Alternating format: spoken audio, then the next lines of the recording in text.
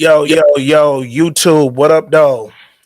This Weekend Culture, YouTube subscribers, we back with something special, man. Long awaited, highly anticipated episode 1 through 4 review of Paradise on Hulu, man. Paradise currently streaming on Hulu. It has taken over the fucking world. Uh, man, these first 4 episodes of this show were so good, dog. Like, Also, before we jump into that, shout out to y'all for this is a YouTube only. oh yeah, YouTube exclusive. So this is not going on a Patreon, Patreon / This Week in Culture, and it is not going on the podcast or the main podcast page, This Week in Culture, on every podcast streaming platform there is. So shout out to y'all who are just on YouTube looking for some content. I'm around in Paradise. Jay, I'm Jay. That's Ant, and we break down long form breakdowns of television shows in or about the culture. And and we have a lot of shows under our bag. We've reviewed, Insecure, Power, Lovecraft Country, et cetera, et cetera. We also do a lot of movies.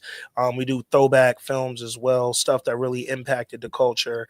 And then we have our Patreon, patreon.com / This Week in Culture, where we review white excellence. We get a lot of that white excellence off. But Paradise was unique, right? Because it kind of fell damn near straight down the middle. You know what I'm saying? Like it's about primarily a black protagonist and his family, but we also have a lot of other excellent white characters who are maybe not of the culture. So it was like, how do we review this show and where do we put it? And I thought it was a great opportunity for us to use the YouTube, man. And Jay was like, yo, we should go YouTube live every week and then just have these ready to go, drop them right on the YouTube, on the Twitter. The links will be everywhere for people to join us, yo. So, man, welcome to all the YouTube listeners, viewers, anybody who ain't familiar with the pod, go check us out. We are everywhere pod stream, like Jay said. I'm Ant, that's Jay. Let's get to it, man. And shout out to a couple of we do got some exclusive drops. Ant is also working overtime with the Lions and the Red Wings on. This Detroit shit is real, nigga. We was supposed to be there. Yo, man. I'm also working overtime while we here, man, just to let y'all know, to the family. Wrote my first pilot over the weekend, man. Got a pilot done in about 41 hours. You got it sent off and everything before I applied before the deadline. Deadline was 11:59 last night. I got my application with the pilot attached sent out at about 11:02. It was a lot more difficult to do with the Super Bowl on than I anticipated. I'm gonna keep it a buck. That was a distraction like a motherfucker. So got the pilot written, got the application in. I'll find out in March if I get moved forward to the interview. And then once you interview, if that goes successful, you in the class this summer. I'm gonna be flying out to LA on a really frequent basis. Going to do my first fucking real writing mentorship with somebody to be named later, because I ain't gonna put it out there just in case they come across this. I want to make sure that I get in it though, and we don't have no bad vibes. So yeah, man, first pilot up. Boy, I gotta tell you, shout out to Shorty for the inspiration, man. My wife really kind of made me like, I'm gonna just say it, dog. Writing a pilot is hard, bro. Like, even if you wrote the world's shittiest TV show, like if they took Paradise and made it an absolute trash show, just the formatting of a pilot alone is difficult to stick within, dog, because it's so structured. And as anybody who's followed me on the socials is familiar enough with how I write, I like to write freely, my nigga. You can't really box me into structure like that, dog. Having to stop at damn near every sentence or two and describe the scene in great detail, nigga. I'm talking about like down to like sunlight coming through the window, appearing on the bacon. Like, yeah. The like, bacon has 14 bubbles of damn, grease while you say. like, I mean, it's important, but and I get it, because when you hand your script to a production team, they need to set that scene exactly how you imagined it, dog. And it was a level of detail that I think I maybe underestimated for the amount of time that I allotted myself. But once I got going yesterday, man, I really got in that bag. And a show like Paradise was very motivating, dog. I gotta tell you. So I used 2 shows, actually. Oh no, 3. You'll be happy, dog. So I used Paradise because I just thought that pilot was crazy. As pilot episodes specifically, Paradise pilot, This Is Us pilot. Okay. Finally check that out. It was on a list of like 60 great pilots you should be familiar with as a writer. Yeah. So I used This Is Us pilot. I used Paradise because I just thought that pilot was dope, and also because it's the same creator on This Is Us. And then I used the pilot from Your Honor. Okay. Your Honor's pilot, just because I was like, let me deviate from this list of shows they gave me and actually use a show that I'm like, I remember watching a pilot and I was hooked from the beginning, nigga. And I was like, Your Honor recently was one of them. So yeah, man, got it done, got that application in, and now we wait till March to see if I get this interview, bro. From there, it's up. It's up, man. Yeah. So, so what'd you like about Paradise pilot? So that's episode 1, basically, right? The Paradise pilot for me was really dope because of the cold open, the way it hooks you, right? And a cold open don't necessarily need to be all pre-credits. But the way that you get hooked in the beginning, Paradise did a phenomenal job at that. This is how good it did. I knew the president was dying in episode 1. I saw this nigga, Sterling K. Brown, say this on like Fallon or Jimmy Kimmel or one of them. And like he said it, and the audience was like, dang, dog, you spoiled it. And he was like, that's not a spoiler. Like the show was kind of centered around the death of this character. And so like, I thought the way that they did it, that cold open was great, my boy. So I think that kind of go to Dan Fogelman, who was the writer and creator of this one, as well as This Is Us, because like in This Is Us, one of the main protagonists, like he's dead the whole series, all 6 years, right? But because of flashbacks and what have you, it's not like it's ruined for you. That's a great talent in order to like tell you the end of the. It's like a great Dave Chappelle joke. Like I told you the punchline, and then I built the joke up later, right? Like that was some clever shit. That's a perfect way to describe how Paradise, and to your point about This Is Us, how Dan Fogelman is creating these stories, right? Yeah. I'm going to give you the punchline right here, up front. Minute 1, you can get the punchline. But I'm not going to bring it together till the end of this next hour, dog. And I thought with Paradise, showing us the president dead up front and kind of putting us in panic mode, right? If you're Sterling K. Brown's character, what's his name? Let me pull up Xavier, right? If you're Collins, if you're his character, right? You get in this room, you realize, oh shit, my main job is to protect this man, no matter what, right? And I didn't, and he's dead. We got so caught up in the president being dead that when we started getting the story about where we were, nigga, I wasn't ready, bro. So if we can talk about how this started off, right? We start this off with him waking up, seeing this scar on his arm or his chest, whatever. From we later find out he got shot, right? He gets dressed, he goes out in the morning and runs, right? When he's running out, like he write a note with some. I can tell you getting the kids ready. Wrote a note on like an apple saying like, "Yo, eat me first." Pause. And then right. Hey yo. Hey yo. And that's our first YouTube. Hey yo. So then he picks up the bike, whatever, and he runs out. Now I gotta be honest. when he initially was running out and I'm seeing the house and he said somebody like, "Oh, it's cold out here today. Like it'll warm up like it always is, whatever." Yeah. I'm thinking to myself, like, I only heard about Paradise like a week or two before that I saw like a trailer. Yeah. I'm like, oh, this shit looks straight. You know what I'm saying? Mhm. So when he's running out, I'm in my brain, this is what I thought. I'm like, they kind of skimped on the budget because this city looks really, really fake. Like, but I didn't hold it against them because I'm like, I know Hulu got a couple of dollars, but like this city looks, everything looks really, really close, and it looked like I can push all this shit over. It looked like a prop, but whatever. So he runs, he talks to his homeboy Billy. I just assumed. I don't know where I assumed it was. I didn't think the White House, but I knew it was important. Yeah. So that was something that caught me too. When he was out there talking to Billy, you got Secret Service vibes off what they were doing and the way that Billy was dressed. Because when we first see Xavier out there talking to Billy, he in his sweats, you know what I'm saying? So, but it was very much like, okay, I could still see this is like a Secret Service team, and this is something related to them protecting somebody, but I couldn't quite put together who.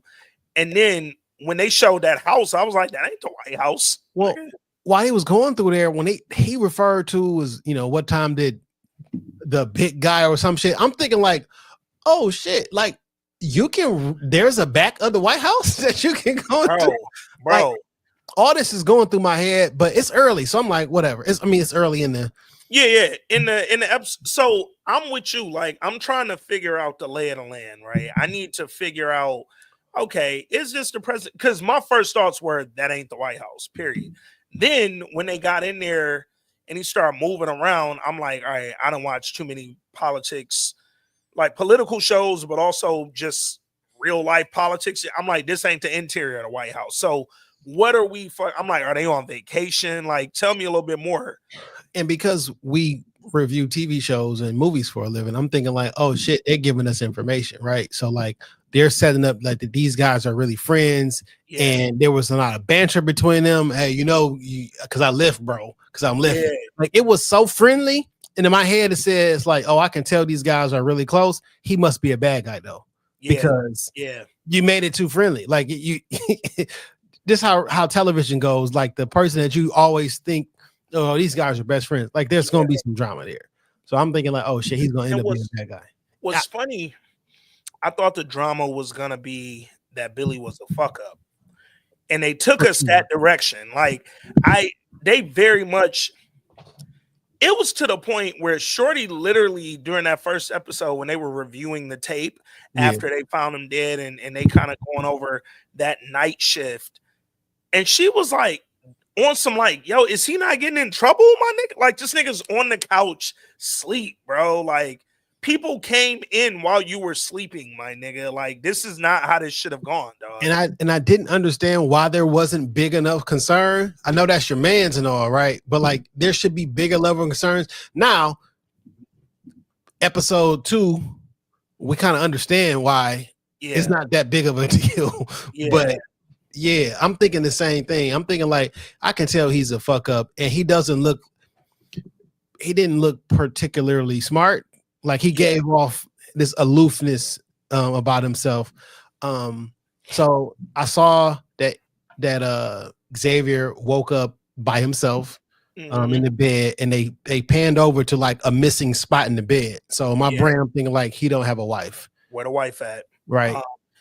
And then confirmed when it was breakfast time, right? Like after he comes back from his jog, he goes in the kitchen and the daughters made breakfast, right? The oldest daughter or oldest child, his daughter made breakfast for him and their little brother. And it was one thing specific that let me know he don't have a wife. When she told him, I made you egg whites. And that nigga was like, dog, egg whites ain't nothing but air. Like, let me get some yellow eggs. And then when he reached for the sun, yellow eggs, and that nigga smacked, I said, yeah, they on you. They on you.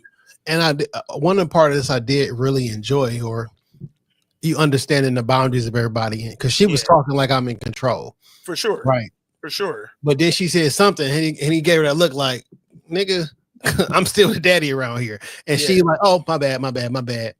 I didn't get until later when the son said, I'm reading, James and the Giant Peach. Yeah, why he got attitude?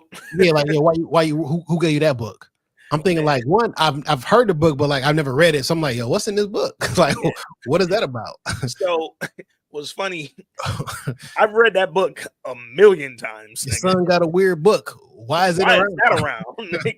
Yo, when I tell you, for the life of me, nigga, when he copped attitude, I didn't know why this nigga was mad, bro. I legit was like, what's wrong with James and the Giant Peach? Like, I was like, I'm asking Shorty, like, yo, do Roald Dahl have like a case? Like, the author of the book, like, what did I miss about James and the Giant Peach? But then, like you said, so this show is doing a great job of giving us tension early, but not telling us why it's tense, not telling us the whole story, dog. Like, so, like, well, we review a lot of shit, a lot of things, some of it good, some of them bad, some of it indifferent. But I think what separates this from, say, something 50 Cent made is 50 will narrate it with his actual voice and give you what it is. I don't need that because it feels unnecessary. I need you to tell me what's going on without you telling me what's going on. Just let me put two and two together. Oh, I can tell that something's going on with his wife. He's a single dad. The children are like, I can tell all this. I can tell that he is very astute in everything because of how he moves, how he's running every morning. I know his neighbors see him go out and run. Like, there's so much stuff that you're telling me without having to read aloud and give me that. So I like to learn on my own while I'm watching the show. And I think they were doing a good job at that off top. Going back to me writing that pilot and just having this, I've done script writing courses, I've done intros to script writing, I've done pilot writing courses, but actually sitting down and taking a thought from my head and writing that mug out.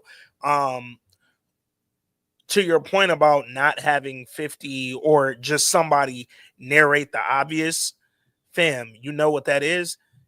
That's poor script writing. Because if you wrote that script out and flushed it out the way that it should be flushed out in detail, you wouldn't need to tell me every description of everything. No, nigga, I would see it in the production, in the direction, the way the camera like, dog, it was some details in the first script or the pilot script for This Is Us and the pilot script for Your Honor that as I watched the show and read the script and then watched that scene again and then read, bro, I was amazed. Like, literally, it was like stuff like with the writing and then like the DP, the director of photography. Like, oh, I know what I set a shot list, right? Yeah. And I had to do the shot list because I know it matches. And and it was like it was a scene in Your Honor it was the first scene where they go to the Baxter house, right? So Maj, peace, appreciate you, bro. This will live, so you'll be able to see the rest of the pod, man. Tell Boog what up though, and Uncle Jay and Uncle Ant gonna see him on ESPN at the draft. Don't even worry about that. We're gonna be at the draft day. Don't even trip. We all gonna be on the stage. But no, it was a scene in Your Honor where they go to the Baxter family. It was like the introduction of their family, right? And when they're sitting at the table eating breakfast, it says something to the tune of like, Jimmy Baxter reaches for a knife. It was like so sharp it could cut through time, something like that. And it was like he slices through this grapefruit easily as if it wasn't there. Like, it was like, yo, dog. Yo, not D Scott want the 1v1 with Bug. But again, that level of detail and that level of just sort of, we're creating the world before we create the story. I think that really does change the quality of the type of show that you get, man. And they're doing a great job in Paradise creating this world to the point we ain't even realized this wasn't the world. Nigga. So when I said things look different when you went on that jog and the city looked fake, they did that on purpose. They're telling me without telling me. So when I get the grand reveal at the end of this episode, it's like, oh shit. I kind of knew that already because of it's really good in that regard. Yeah, yeah. I'll tell you when my nerves start kicking in though. What's that? You get to work, you feel me? You go up, what time? Dog up yet? Yeah, Like, nah. I'm like, well, it's 8 o'clock in the morning. He usually up by now. When he Yeah. goes in there, he goes in there and he laying on the floor dead. Yeah. And dude closes the door. Man. And start looking around. I'm thinking like, yo, what are you doing? Yo, tell somebody immediately.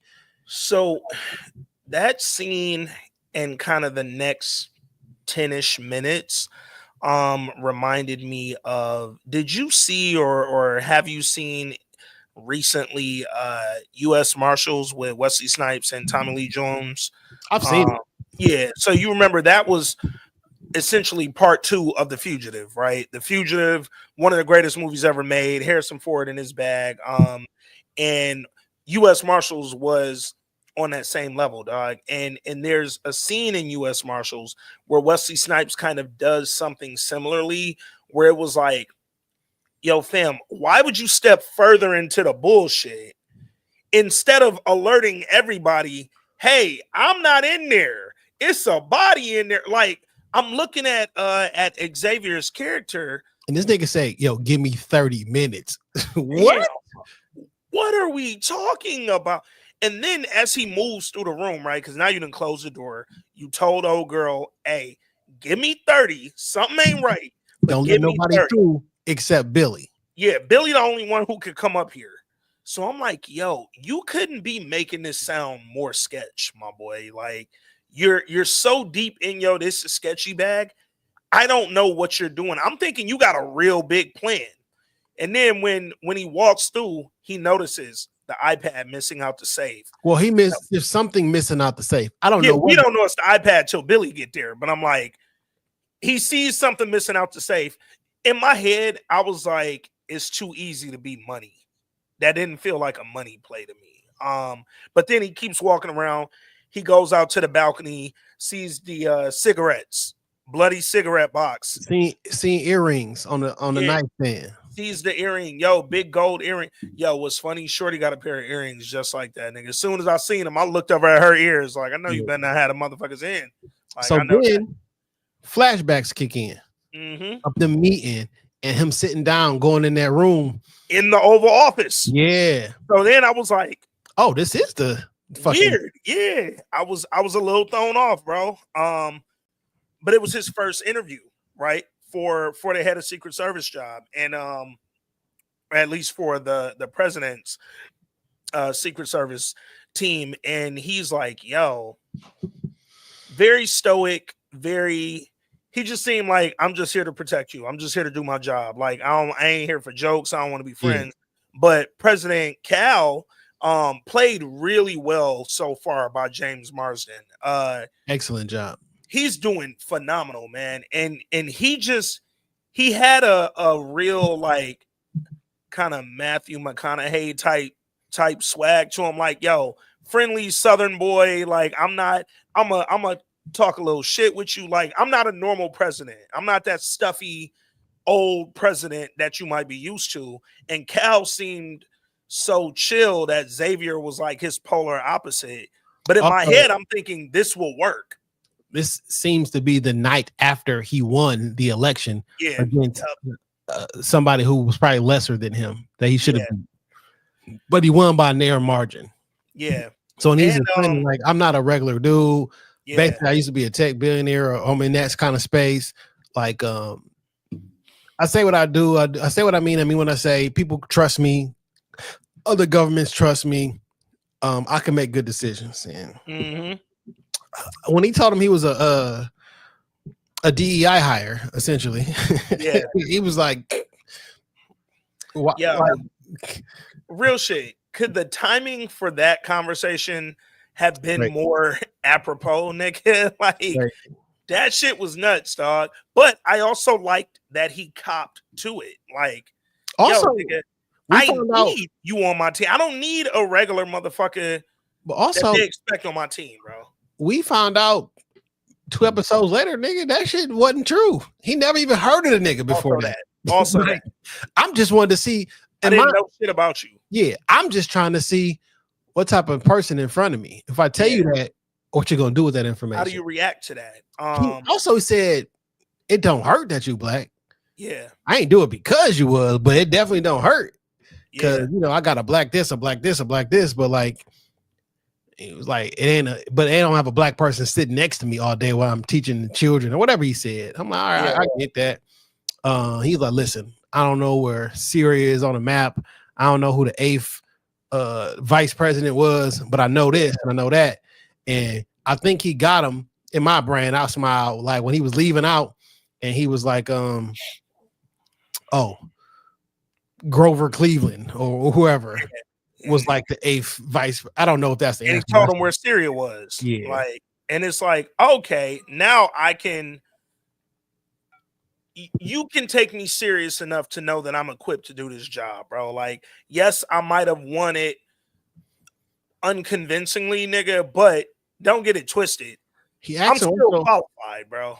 Asking like, yo, why you getting rid of old dude? Because dude, like, he cold. He's also old, and you can't be old when I need somebody to pick me up, pick stuff up. You feel me? He also said, this is my second term. I'm gonna be like 50. I get one agent to like go with me through the future. Old boy already old. You feel me? He's probably older than me. So I need somebody young, spry, smart. They say you the best of the best. You one of the best of the best. So we gonna, see how this shit work out. Yeah. But I think that joke solidified it. That not joke, but it just the little quip at the end of their conversation, dog. I think for both of them, that was the moment when Xavier left. It was like, you know what? He might be all right, man. And also, he might think I'm all right, man. And we could work together. And you could tell later in that episode when they show how he got the scars, right? There was an attempt on the president's life, and Xavier jumped right in, like noticed it, called it out, and got in front of him well before that shot rang off. Yeah. But he took one to the back of the shoulder, came out his chest. Hey, man, this is my job. This is my job, putting my life on the line for you. And they kind of talked about that, like, maybe one day you'll want to if this works out well, maybe one day you'll feel like, you want to take a bullet from me. Because I guess when you're the Secret Service protecting the president, like, that's your honor. Yeah. You feel me? Like, y'all love to take a bullet for the president, which sounds wild. Sounds insane, my nigga. But like, literally, that's why you wanted that job. Like, that is the major job function. Yeah. It's crazy too, because I don't know that there's a person who's not my wife or my parents that I'm willfully stepping in front of a bullet or a train or a oncoming impending death, bro. Like, I don't know that person exists, especially under the guise of work, my nigga. Like, this is your job, bro. Secret Service built different, dog. So when you in the Army, I would think, because I've never been in it, I would think when you in the Army and you do some Secret Service or some Delta Forces and shit like that, you're not in it for the paycheck. You in it because of the level of patriotism that is inside of you, right? You really believe in this system. Like, no, I don't give a fuck who the president is. I'm protecting this office because I believe so much inside of this system or whatever. And it's like, you don't go to be a teacher because you want to be the richest person in the world. You go through teaching because that's what you called to do. And I don't know recently, but like, I've been having so much, maybe it's lionesses. I'm like, fam, you got to respect the people who do this job. It's a difficult job. And like, you're doing it for a lot of the people you're protecting it's a thankless job. Let me just say that. I'm not going to say the people protecting hate you. They hate what you represent, and only thing that you do is go out there and secure their way of life. That you secure the ability for them to say, F you, I hate you. Yeah. That's crazy. It's wild, man. And that boy Xavier, he ain't even hesitate, boy. With 2 children and a wife at the crib at the time, that boy stepped right in front of that bullet, man. And I love that scene of them in the hospital after he got shot. That's where I was going, man. That was where... Great scene, man. phenomenal scene. The acting was. I don't know that I've seen James Marsden in mad shit. Like this is not a new actor for me, though. Yeah, who is Sabrina Carpenter? Let me Yo, Google. D Scott, I'm about to Google Sabrina Carpenter right now. YouTube, I'm gonna tell y'all right now, I don't know who Sabrina Carpenter is. I'm sure she's somebody, Yeah, but look. We about to show everybody. oh, okay, I've seen her. We about to show everybody. D Scott, I don't know if this is worth you taking a bullet, but She I'm familiar. I'm familiar with her, dog. I had to go figure out who this. I ain't know her by name, but I've seen her work, man. She was in The Hate You Give. Yo, The Hate You Give was good, wasn't it? Didn't we do that? Yeah, we reviewed that. Yeah. Shout out to us for being ahead of the curve. Oh yeah, I've seen a few movies she's been in. Shout out to Sabrina Carpenter. She nice. I'm still not letting D Scott take a bullet for her though. Yeah, don't do that. D Scott, I'm gonna protect you from the Sabrina Carpenter bullet, bro. I'll jump in front of the bullet for you, jumping in front of the bullet for her, nigga. You got D Scott, you got a little one at the crib. You better not jump in front of that bullet. Yeah, not for no Sabrina Carpenter, nigga. Yeah. I was like, maybe that's his daughter name. But no, man, the scene of Cal and Xavier in the hospital, I think that was where the show really started to like kind of this is us. And it showed his heart, man. Like that scene was so effective, dog. And just it really did convince me that the two of them had a great relationship, right? Yeah. Because they did at the moment, and it was like from that point forward, they was on some like best friend shit until they weren't. And also because like there was another scene where a couple weeks go by after he got the job and he asked him like, man, you wanna have a drink? He asked him for a drink the first time, he says no. Asked him for a drink the second time, he's he declines again. And let me get to know him, like, you married, you got kids, well, what's up with you? He said, I got 2 kids, but that's it.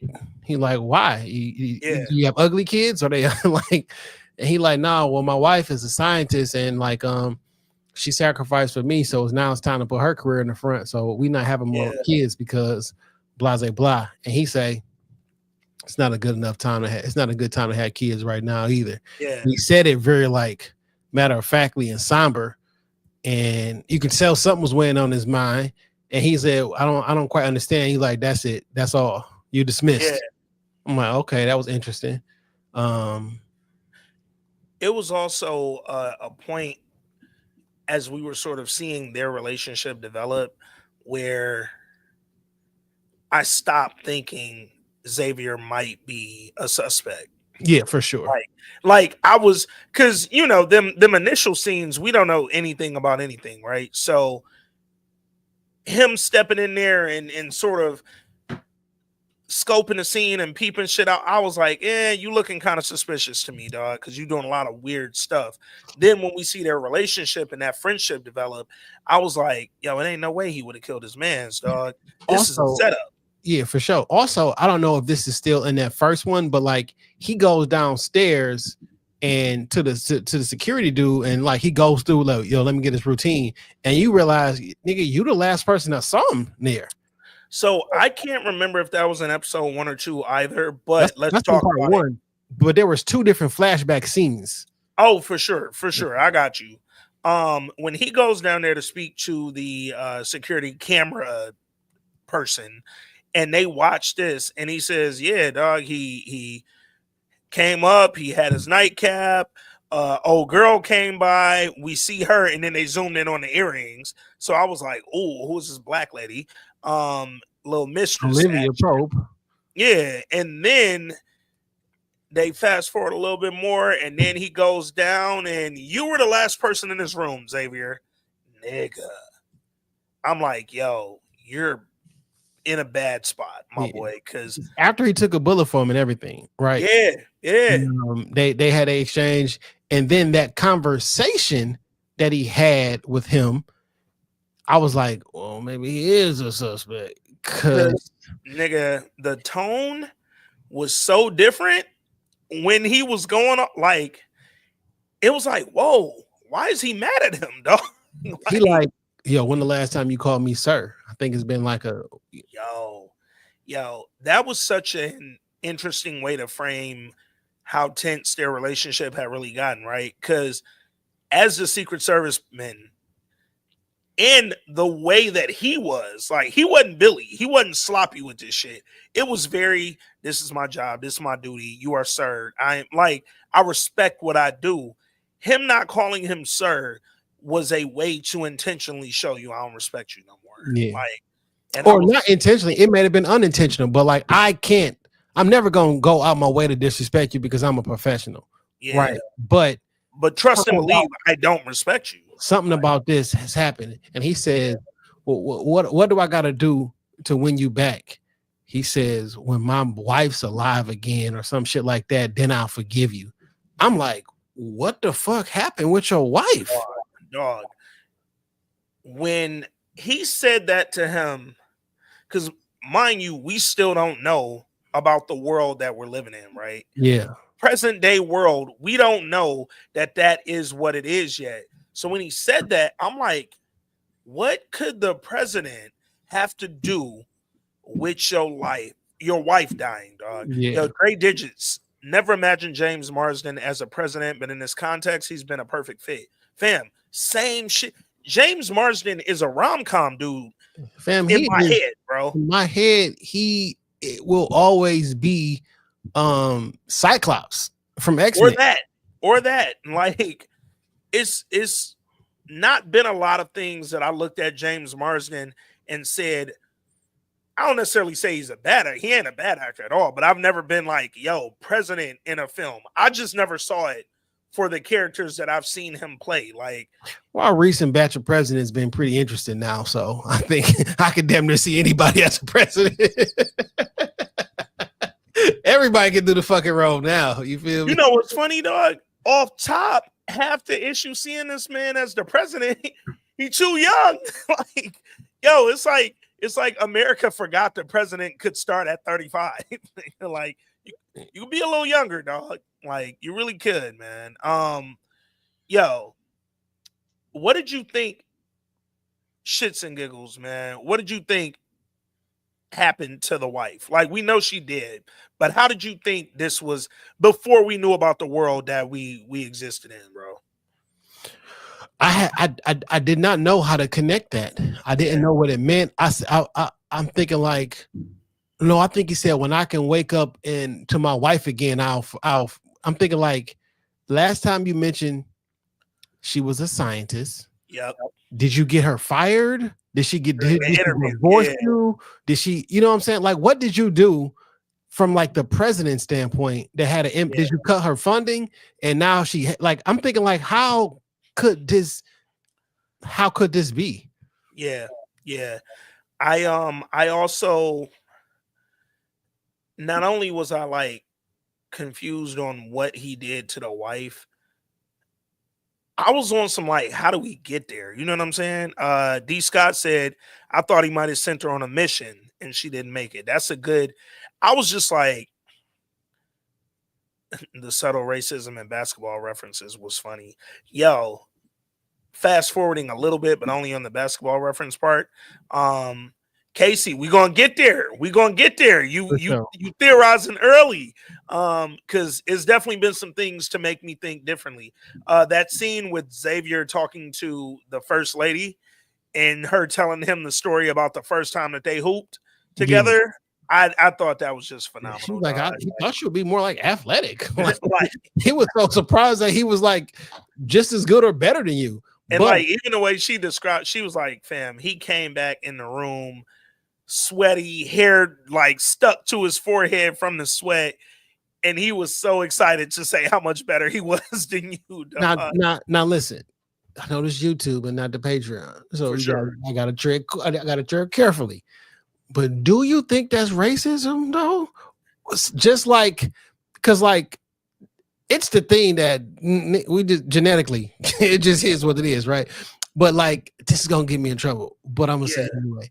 Like, if you went into a math competition with a particular race and you beat them in the math, wouldn't you be like, hey, I thought like well, I feel like technically that's stereotyping, right? Yes. That's where it really is, right? Like racism is very Different. specific. I think racism is rooted in believing one race as a whole, not in a thing, but as a whole. Black people are better than boom. White people are better than this race. Like this race is inferior Well, to my race. think That's it's racist. inferior, not better. But I think this one is inferior to Well, me for the sole purpose. Inferior because- and we're superior. yeah. Like, but with stereotypes, it's more like no. Yeah, the law of averages just This said this group of people, like if it's like if we got a 100-yard dash, my nigga, I can guarantee who's gonna be but like even like I could use a stereotype and be like, yo, tall people should know how to dunk. That's a stereotype, right? It's also like just via math, it should like work out that way. It should. And then you have the dude who I went to high school with, who I'm not gonna name, just in case this ever made its way back to dog. Not that I can't be dog. I'm about to put his comment on the screen. Like, yeah. But no, it was a cat that I went to high school with. The boy was literally 6'4". Fam, we had basketball in like gym together, right? We hooping. I will never forget. I picked this nigga first. I went directly to dog because of stereotypes. Because you're 6'4", and at the time I was 5'5".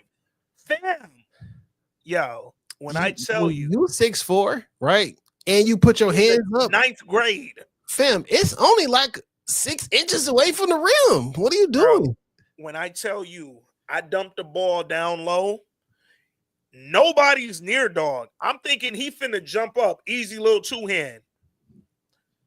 My boy, he caught the ball and fell. Got up and the ref called a trap, bro. So I was like, yo, I don't know if boy coordination is like that. All right, let me do the easy thing. I'm gonna throw you a lob when I get the opportunity, right? Had the opportunity, threw dog a lob. Jordan Marathon out there. Man, he jumped, caught the ball, and went the other way. Like literally went. I will never forget this. I said, yo, you're tall for no fucking reason, dog. Never hoop a boy again, ever in my life. Like, 7 but foot. it was a stereotype. 7 foot in the call center is like, damn, my nigga, what you do wrong? You can get picked up and not do nothing and just be on the squad. Come on, man. Also, anywho, he was black, you know. So there's the little subtle racism, dog. But fast forward, man. Let's dig into some of the details that we learned, right? So we learned that after Xavier left, even though he was the last one to see the president, Billy and what's her name? I don't know. Hold on. You look like Amy. That could be a stereotype right now. Yo, Jane. Jane is her name. Billy and Jane. They was on the shift, right? And we don't know their relationship yet. We know that Billy seems like he's the fun superior, and Xavier seems like I'm the more stern superior to Jane, right? Because she's just a new girl. Yeah, she seemed very green, right? Very green, very wet behind the ears type of vibe. And Billy came to work, clocked in. They going through his videotape. He go over to the fridge. He eat my lunch that I brought. Like, then he go lay down. He takes an hour nap. And then Xavier watching the tape, and he like, no, he took a full. The videotape. The camera's off for like 4 hours. You're right. It was a gap. Yeah, it was the video. Everything stopped. We see him sleep for an hour. Then the camera stops, and it just stopped on that. And then it comes back, and we lost his feed. What happened in this block of time, yo? I'm not putting that on the screen, D. Scott. I'm scared of what D. Scott's saying off the screen. Yo. It's a spoiler alert. That's probably a guess, but we'll get there. We'll get save it. We're gonna get to some theories and some guesses about what's going on here. But yo, man, I honestly, the first episode for me was lining up as a really good whodunit. I was getting murder mystery, dog. So off top though, I don't know if you watched it a few times. So when they getting in trouble and Jane is going to Billy and like, yo, what's really going on? Y'all starting to scare me. He like, listen, relax. Everything that you do, he said, look at this camera. Be cool. Yeah. Everything that you do is gonna be watched from here on out. The president, whatever. And then when they walked away, their hands kind of did like one of these. Yeah. I thought they passed a note to each other. Cause it looks like one of them. Let me slide this in your hand. Like sliding something to you real quick. Yeah. And I was like, oh, that's strange. You feel me? This is like, oh, that's really strange. I didn't get like, oh, they kicking it. I thought, we in on it. Yeah. What was funny is it was a few different moments when like Xavier and Billy, once Xavier kind of wired Billy up on what was going on, like took him to the room, they scoped the scene, told him, hey, president's iPad is missing. Then when Billy go back outside and some of the other Secret Service men was like, yo, is this a real code? Whatever. He told Billy to go out there like, look, I need you to scope the scene.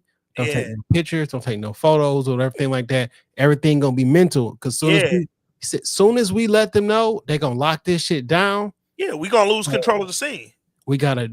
So I don't know at the still for this. I don't know why you're doing it this way. Yeah. Right. Unless you don't trust somebody. And if the president is dead in his bedroom, you should probably trust nobody. Yeah. Right. Because like who the fuck kills the president? Right. So you should probably trust nobody. So a portion of me like, okay, I get why he locking everything down, because that do seem like that's your man's and shit, right? So so Billy, go out there, take a vet. Don't tell nobody we on lockdown, but we not on the official lockdown. So he's like, yo, Billy played it off smooth. You know, they don't never tell me anything around here. All right, it was wild though, because in my head, I'm like, yo, who kills the president? But also, this wasn't a I'm gonna shoot you from 100 yards away assassination. I'm thinking, oh like, girl, dash his head in, dog. Because that's like some lovers type shit, right? Bash your head in type shit. However, in one of these flashbacks, we did see not Billy. We didn't know her at the time. Sinatra, yelling, talking mad shit to him, like, nigga, say it in my face so I believe you got a pair, some shit like that. So I thought she was the VP at that point. I couldn't tell who it was. Now his wife, he's also said, Leo, my wife hates me. I'm pretty sure she voted for the other guy. As soon as I'm out of office, she's going take the kid. So I'm thinking like, well, maybe she killed him. Given the way he was killed, when we got the information about his relationship with the wife, my first thought was, oh yeah, the wife killed him, because this is a crime of passion. Then when we saw, hey, he has a mistress, and even the way that that old boy described it, like, yo, you know, our fucking regular makes her way in there for her nightly nightcap, whatever he said, I was like, yeah, the wife was sick of this. Like she wasn't going for it. Or he was, yeah, I'm gonna leave my wife. You feel me? And I'm tired of it. No, you fucking not leaving your wife, my nigga. Because look, I'm like, yo, did she Steve McNair the situation where the mistress got tired of you not leaving your wife when you keep telling me you leaving your wife? Like, did she kill him? But I'm like, nah, she would have left bloody if she had did that. I just thought about something. I got a new chick now. You Jennifer Aniston. That's a double entendre. Come on. But it was such a what the fuck, like, or not even a what the fuck, a who the fuck, because we was getting hit with this sort of barrage of characters in episode 1, and we had no clue who would have really been able to access the president other than Xavier and Billy, the mistress, the wife, and whoever Sinatra was. We ain't even know her for real, but you could tell just by the way she was talking to him, she had the power to get close if she needed to get close. Yeah. Then we get the end of episode 1. And this is where things started to get a little tricky, dog. So when I rewatched the first episode the second time, things happened that I was like, oh, this was right here all along, but I didn't catch it. Like dog with the ducks in the pond. Yeah. He winding these bitches up so they could fucking float around all day. Fam, I just thought them was regular ducks in the pond the whole time. Well, I literally wasn't paying attention. At the first time, he wasn't winding them up. He was just out there with them. With the ducks in the pond, yeah. Because they was from a distance. But now I Yeah. saw that they plastically upside down. One of the signs said sunset will be delayed for 3 hours for maintenance. Yeah. And then they It's like, went what up- does that mean, bro? I'm like, for maintenance. And they looked up and I'm like, oh, these niggas is inside of a bunker of some sort. Yeah, yeah. It I'm was like, this is some Truman Show shit, and that's why all these fucking houses look fake because they brand new. yeah, They like, yeah. and they so close together, and I'm like, oh shit, this is a layer that I was not expecting from Paradise. Yeah, Not at all. I didn't expect to go that direction at all. When they panned up toward the sky, and then we see like the zipper of the sky, basically, Bug on the bench. So I'm back. That billionaire lady is basically Elon Musk. Y'all don't see it. We about to get into Sinatra in a minute, man. I think everybody focused on. Is it Bill Gates though? Because it seems like more Bill Gates than Elon, in my opinion. Sinatra or real life? Sinatra. Got you. I I like can that. see. And I in can real see life- her having the Bill Gates approach for sure versus Elon. And in real life, Elon is the one that's been purchasing cattle and farmlands. Not Elon. Bill Gates is the one that's been purchasing cattle and farmlands and large spaces and has his hand inside of vaccines and different things. Like, he ain't the loudest one. The one that's loud, you should worry about him. But like, I think it's other people that we should be also worrying about. Yeah, I with Sinatra was kind of wild because in episode 2, when we get her backstory, this when I first watched these 3 episodes that were released, episode 2 might have been my favorite, dog.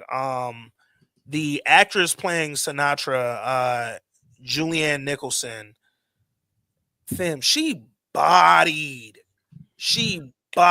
that second episode to the point that when they was showing her flashbacks, I was forgetting she just said she a billionaire. She just said she about to be the most powerful or the richest woman ever. Like, that bar scene was an amazing scene, dog. with her and her husband when they their meet up, their first meet. What you celebrating? Like, I just closed basically some cloud. I own Dropbox. I just sold my app.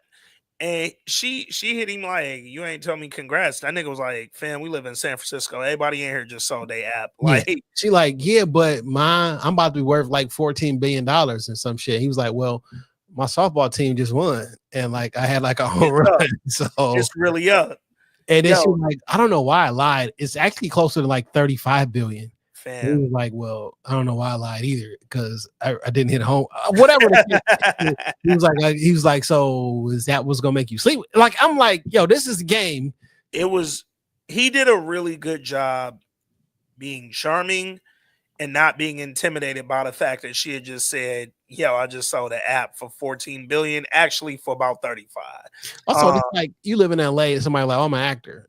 Okay. Yeah. Because I'm also unimpressed. You know what I'm saying? I'm a content creator. Okay. I'm a streamer. Okay.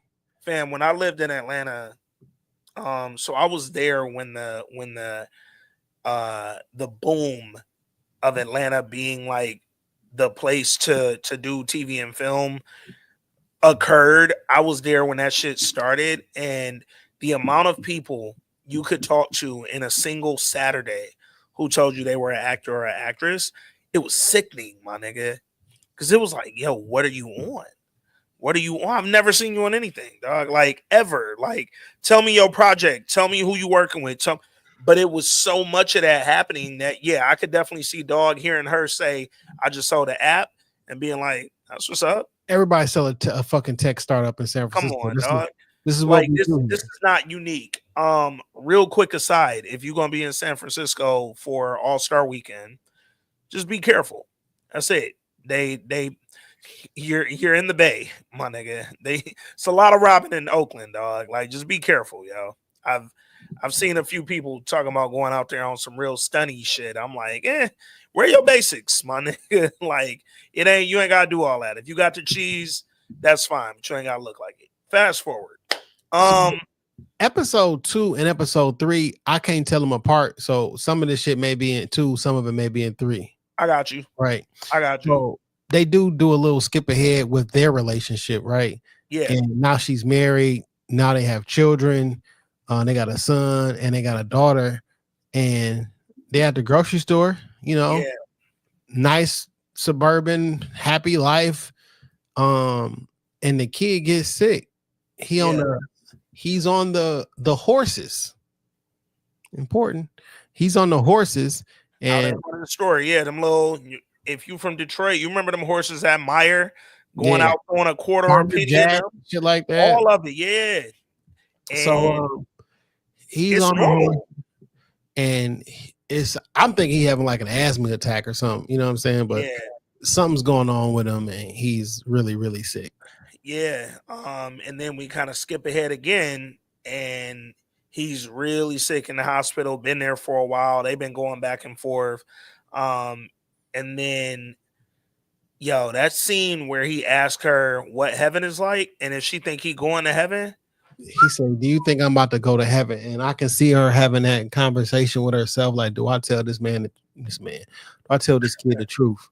Yeah. So she said, yeah. And like, well, what is like? Like, what do you want it to be like? Yeah. And he was like, I just want a bunch of horses, like way more horses. Like, now, my personal opinion, I think we get more of this scene. Okay. I think she created down there. It's called Paradise. Mm-hmm. I think she created that based on everything her son told her what heaven would be. Oh, for sure. For sure. Because even like Pete, when he says it, they're showing the horses in paradise during the flashback. Like, that ain't even a thing, nigga. We're getting a flashback and a flash forward, my nigga. Like, crazy, dog. We getting the Inception, because we're getting a flashback inside of a flashback. Come on. A flashback flash forward in the flashback. Come on. All in present day, bro. Like, all first verse. Some real genius directing going on right here, dog. They're writing. Man. And can you imagine that screenplay when he said when you gotta write it out? Nah. Slowly, such and such is playing when he says. So I was able to find, it's like a easy like kind of search string that they put together to find pilots. I'm gonna see if I can find episode 2 script written out, because I have to see how they balance that. Like, we're in a flashback flashing forward in the flashback. Like, I don't know how you write that, dog. But the scene with her and her son talking in the hospital, insanely good acting. The scene where her and her husband are talking to the doctor and he tells them there's nothing else we can do. The way that her and the husband, but Sinatra especially, were so like, no. We talked to that one doctor over in Japan, and he said that Dog was like, nah, we already tried that. He ain't responding to it. Like, it ain't working, dog. Like, we're past that now, bro. Like, and then he was like, yo, I want y'all to meet somebody. And the therapist comes in. And he's like, from Life on NBC. That was back in 2008. Okay. I really like her. Yeah, she comes in, Gabriella, and he introduces her, and he like, yo, she's a like, what was the title, dog? It was one of them, like, she basically comforts people when they know they love them about to die. Mm-hmm. Like, that's her job. And when they said it, fam, Sinatra and her husband's faces were so like the acting going on in this show has been phenomenal. 4 episodes in, but that scene right there when they was talking to that doctor, learning their son wasn't gonna make it, powerful, dog. Really, really powerful stuff. And then the scenes moving forward where we're learning more about her relationship with Gabriella, because earlier in episode 2 we see Xavier getting interrogated and he gets the lie detector test, and when they put him on that, Gabriella's one of the people in that room, and at that point we didn't know who she was. So when I saw the trailer for what the season was, one of the portion of the trailer was that scene where they asked him a question and then she says, shows her hand, say, hey, say yes. One thing we did skip over though. Okay. When he went into the president's chambers, his bedroom, and he took something from the scene, by the way. Yeah. He lied and said he did not take anything from the scene. He took a pack of cigarettes that the president wrote an X on in his own blood. Yeah. So he knew, I know who the leader over here is. Like, I know you going. I know who will figure this out. Yeah. So not only did he write an X in his own blood on that pack of cigarettes, he also wrote something on the cigarette, which was 812902. What that is, I personally think it's an airplane number, a tel number. I don't, so that's what I think it is. But she says, "Hey, say yes." Yeah, it was when she told him, because she was like, "Yo, did she ask him, did you hate the president?" She asked him, "Are you happy that he's dead? Are you happy that the president's dead?" And then she showed him her poem and it says, "Say yes." Several things going on right here. First of all, she asked to go in the room, right? She wasn't interrogating, she was watching her and Sinatra while the black lady was in there. So we also found out that the black lady from the tape is the head of the Secret Service people. Yeah. Like she everybody boss. I'm like, oh shit, no wonder he don't want to call in, because I know you was here last night. Like, and I think you go if there's somebody who did it, I'm a guess it's you. Yeah, she's her name's Special Agent Nicole Ross. Yeah. But they call him Robinson. Robinson, not Ross. All right. Nicole Robinson. So she's interrogating Xavier. And I love that he screamed out, like, "Yo, let's also not forget you were having an affair with him." Like, I feel like that's relevant information. I feel like nobody's talking about this enough. Like, you know, she was having sex with the person who's dead. Like, and come on, dog. Like, this is a thing. He was also doing, did you notice him squeezing his fist during the questions, right? So beating a lie detector test, polygraph joint. Essentially the whole thing is your shit needs to stay level. What level is that? Doesn't really matter if it stays there, right? So if your shit is, if you look so stressed out the whole time, hey man, you just stressed. You just stressed. Like, one of the shows that I one of my favorite shows around that same time I said I love Life is Lie to Me, which is I just saw on Tubi. It's available on Tubi because it used to be on Fox. Fox owns Tubi. Fox finally coming out and acknowledging that they own Tubi this whole time by putting the Super Bowl on it, by the way. Yeah. But Tubi has been owned by Fox the whole time, by the way. Yeah. But Lie to Me, and it's like the reason that they're not admissible inside of a court, because it can only tell you when there's been a change in your vitals. It has no idea why that change happened. Yeah. Right. And that Lie to Me dude was like a human lie detector test. And the reason that the show was really dope to me is because they use real world examples. Yeah. They'll show somebody like what you do when you're like when Richard Nixon was saying that he didn't think that we did something wrong. Like he made a statement and then he backed away from the podium because you don't even believe what you said. So you backed away from it. They said when like people cover their mouth, they like self-silencing. Then they use a picture of Kwame in court while they were saying something bad about him. And he was like, so you don't even realize what you do. It's a micro. Yeah. Very first time I ever heard the term micro expression was on this. And this was like 2007, 2008. Now that's a buzzword or whatever. But that show was really, really good. So yeah, in the lie detector side, they accurate, but they not accurate. They only give you something changed. Why did it change? Now you can be like, oh, it changed because you're lying, or it changed because I really thought about that shit that disturbed me. Yeah. Like, yeah.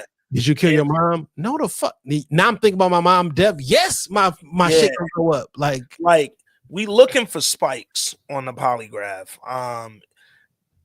I think it might have been the first Ocean's 11. They did on screen. This was the best job that I've ever seen. I also saw this done in real life with a couple Lansing PD detectives that came down to one of my classes up at State. But on screen, Ocean's 11, they have one of their guys about to go like work in a casino, right? Like he about to go be a dealer. And they had him take a lie detector test. Like you got to take a polygraph, I guess, to be a dealer in Vegas, and probably a dealer at any casino, I would imagine, because they're going to ask you about your finances and all this, your criminal history, your background, all that, right? So he put a thumbtack in his shoe, and the entire time he's stepping down on that thumbtack to keep his blood. He's sweating. He looks like he's full of shit. When you answer the questions that are truthful, if you put your foot on that thumbtack, it's gonna put you under stress. So when you actually lie, same level of stress. Yeah. If I say, what's your name? And you say Jason Johnson, and your stress is way up here, and then I say, yo, have you ever stolen anything before? And you say no, and your stress is still where it was at when I asked you that baseline question, you're fine, dog. You passed it. Like when you say just nervous, my nigga. Because I think, did I steal it or did I take it? Because stolen kind of seems like you sneak it. Nigga, I took that shit and walked out the door with it. So in my brain, if I see a difference between stealing and taking, I don't know what the answer going to be on that test. Yeah. You feel me? Because I didn't steal shit. I took it. So I took it from you, at a fact. When Xavier's squeezing his fist, I'm keeping all my answers aligned right now. No matter what they ask me, everything is right there. D. Scott said Tubi did better than Netflix with the football game. I didn't watch on Tubi. I watched on Fox, but I know a few people who watched on Tubi and said it was fine. They had no streaming issues or nothing like that. D. Scott, we're gonna do a culture cast later this week too. Talk a lot about the Super Bowl halftime, all that. We're gonna get into that on the main pod. So look out for that later, bro. And if you're not subscribed to the This Week in Culture podcast, go ahead and do that right now. And you can also mess with the patreon.com/This Week in Culture. Shout out to all 56 of you guys. What up, though? Live. So look, we get to the scene where she says, say yes, right? And tells him to answer yes about whether he was happy that the president was dead. I got to be honest. I didn't know if I trusted her telling him that, but he said yes. So I'm like, all right, well, if it was something shady there, or if she doing something shady, you did what she asked you to do. So I'm like, now we in it, nigga. But if you would have answered no and failed a lie detector test, well, one, I don't know the answer to your question. That could be actually the answer, though. Yeah. Right. Yeah. So you could have been about the lie because you don't want to come off as guilty with him being dead in this, and you quote unquote, you can't hate him and he be dead and you not be a suspect and you the last one to see him. So I think for Gabriella, her sitting out there and just kind of her knowing what's going on with Sinatra in general, but also her sitting out there and then clearly her having previous conversations with the president, she knew a lot more, and she knew, hey, Xavier can't go down for that. Now, right now, like, there's a lot more that needs to get uncovered right now. And I need to go guide this man so he can get up and walk away from this table. And if he says no, Sinatra knows how much he hated this nigga. And Sinatra knows he hated him because he blames him for his wife not making her plane and dying in the thing. Yeah. That was something else we learned episode 2. We ain't just learned about Sinatra's app and her tech billionaire background. We also learned about the conference that sort of brought all of them together, right? Cal was a senator at the time, and they go to this tech conference and basically learn, the world about the one, he's 100% right. Every X amount of years there is a cataclysm, and it is what it is. A lot of people don't be here. It's been, the last time was the Younger Dryas period. Okay, so that was a very long time ago, but every 13,500 years or whatever the case may be, that could be a real thing, by the way. Yeah. Well, not could be, history has told us that is a real thing. But he was like, yo, tidal wave's gonna wipe us all out. Now I don't know that a tidal wave actually happened. I think it was some nuclear shit, because they showed the plane with him and his kids getting on it, and out the window there was a bright light. Mm-hmm. So it looked like an explosion type shit. Yeah. So I don't know what that was. That could have just been something blowing up. I don't know if it was I don't know. Yeah. But the world. Major thing. When he got shot, when the president got shot, they was asking him about what's going on in Colorado. Yeah. You don't think you should be able to talk about something that's going on in Colorado? And then that's when dude was shot, because basically years before they heard that they building an underground bunker in Colorado, and they gonna hide out and the rest of the world gonna die. And you better talk about this. And he was like, nah, I don't know what y'all talking about. And the nigga tried to trump him. Try to get him out of here. Get him out of here. Now, so as we start to learn more about what's going on or what led to this, right? We're kind of simultaneously learning about present day. 25,000 people. Earn, what up, bro? 25,000 people in this underground, kind of hidden inside a mountain bunker in Colorado. Side note, what's up? These things exist. There's actually one in Colorado too, by the way. I just watched a video. I should drop it in a link about the 20 most advanced underground bunker. Quite literally, there is one in Colorado, or it's in Denver. So I'm assuming it's Colorado too. By the way, the thing that got me, and this is more of an episode 4 thing, but whatever, I'll mention it because we're talking about it. I don't doubt that these things exist for a minute. I do worry that we didn't need carnival equipment down there. You 100% do. Nah. That's another house where y'all storing that, bro. No. You need it because the natives get restless. You got to have something for them to do. Oh yeah, a carnival though, something that we're doing cyclically. Yeah. Nah. Because if the world is gone, you got to do something to occupy your brain for people. Oh, for sure. Your brain to give them, you got to give them entertainment. Yeah. Everybody run around here like everything is good, because what else can you do? Man, no, don't waste my space. What could have been a house for another fucking family of 3 on the damn warehouse that you got the fucking Ferris wheel in, dog. There go the link right there, y'all. I did drop it. Kev said drop the link. Link in there. But yo, man, back to the thing, right? Now we're starting to put some pieces together though. We're learning a little bit more. Hey, there was this cataclysmic event that happened, and it's starting to look more and more like his wife didn't make it to the thing. She got killed in the event, and maybe this is why he blames the president. But how do the president, what did the president do to make sure that she got her plane? Yeah, and it's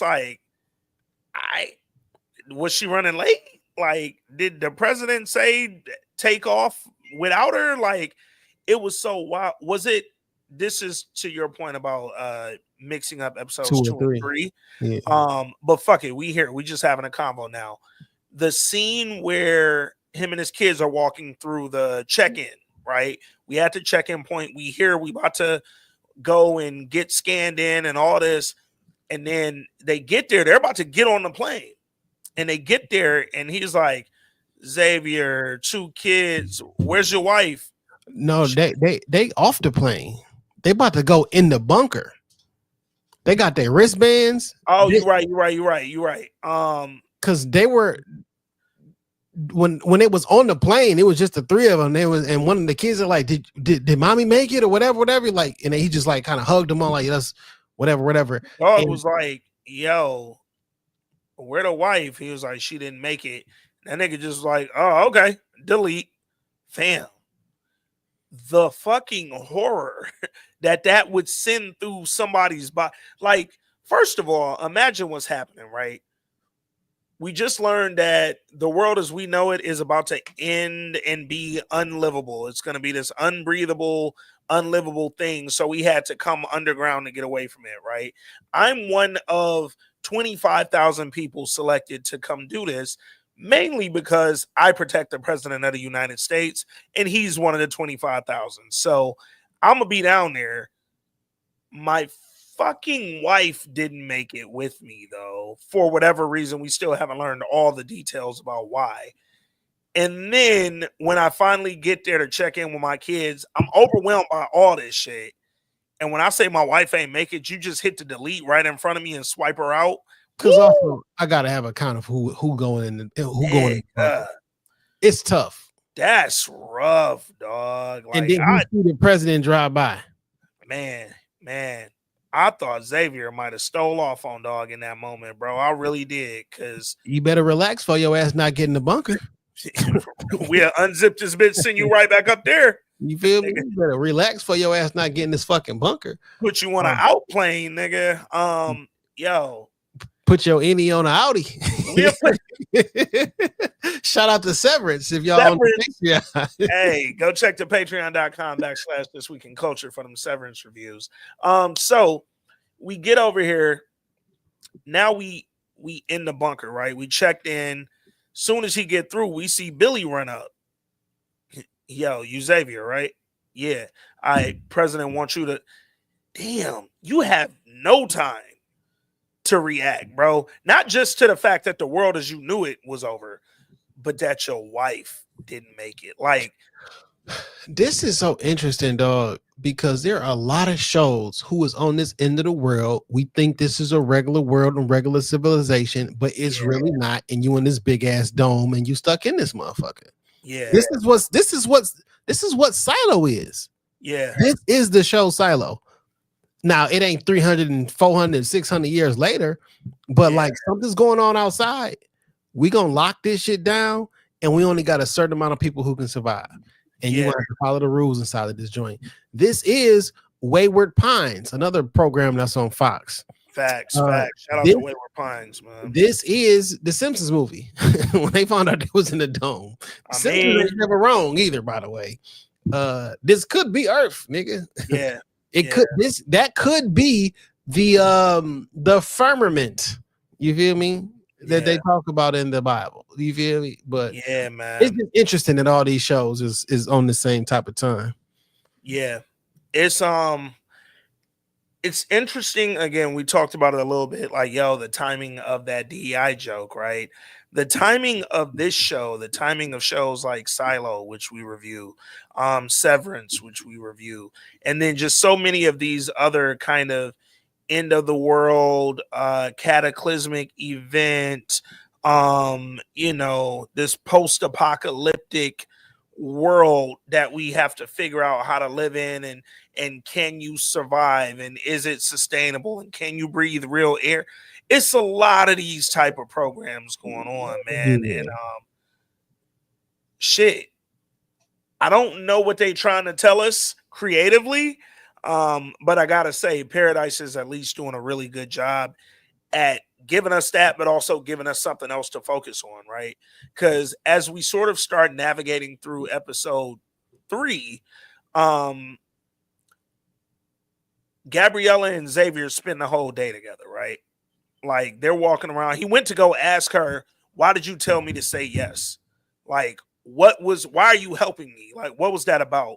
And she was like, yo, you can make an appointment. That nigga's like, bitch, stop playing with me, bro. She would not open that fucking door. She wouldn't let him go in that office. And she closed the door behind her when she like, who the fuck in there? Who in there or what's in there? And then she was like, come take a walk with me. So they go walking through Paradise and they're walking through the whole city.